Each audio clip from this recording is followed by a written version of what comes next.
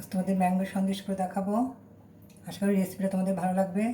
পাকা আম আর ছানা দিয়ে তোমাদের সন্দেশ করে দেখাবো। এর জন্য লাগছে দুটো পাকা আমের আমি পাল্পটা বার করে নেবো, কেটে মিক্সিতে পেস্ট করে নেবো। ছানা লাগছে, ছানাটা ভালো করে মেখে নিতে হবে চিনি দিয়ে।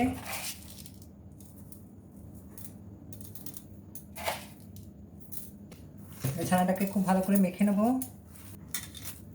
হাতের এই চেটোটা দিয়ে। করবো এই আম সন্দেশটা, তোমাদের দেখাবো। পাকা আমগুলো এইভাবে পিস পিস করে কেটে নিয়ে মিক্সিতে ব্লেন্ড করে নিয়েছি। পিউরিটা এবার একটু দিয়ে দিলাম। দুটো আমেরই আমি পিউরিটা দিয়ে দিয়েছি। এটা জাল দিয়ে নেবো, একটু একটু টানিয়ে নিয়ে এর মধ্যে একটু জল দিতে হবে না, পুরো শুধু আমটারই পিউরি করে নেবে। ছানাটার মধ্যে মিশিয়ে দেবো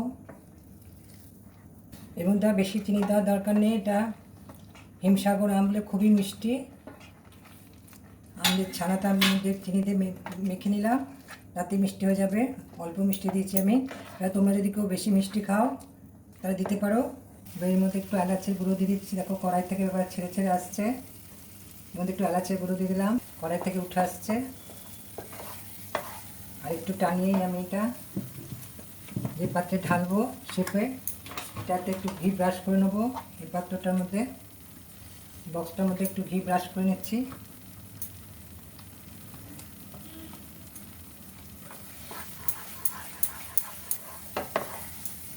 এবার এটার মধ্যে ঢেলে দেবো। দেখো কড়াই থেকে একদম ছেড়ে আসছে।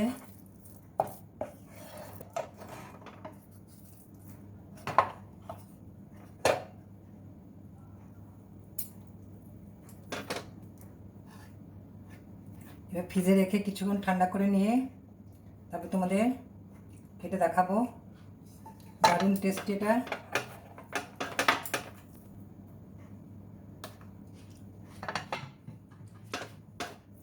আর একটু প্যাক করে নেবো।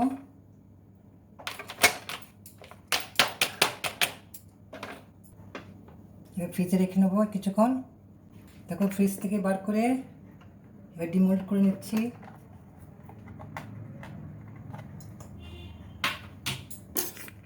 দেখো কেমন সুন্দর হয়েছে দেখতে, যেমনি টেস্টিও, খেতে যেমন তেমনি দেখতেও সুন্দর। এবার কেটে নিচ্ছি।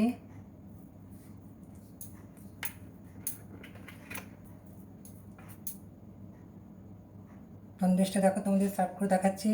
আশা করি রেসিপিটা তোমাদের সকলেরই ভালো লেগেছে। ভালো লাগলে তোমরা আমার চ্যানেলটা সাবস্ক্রাইব করে বন্ধু ফ্যামিলির সাথে শেয়ার করার অনুরোধ রইল।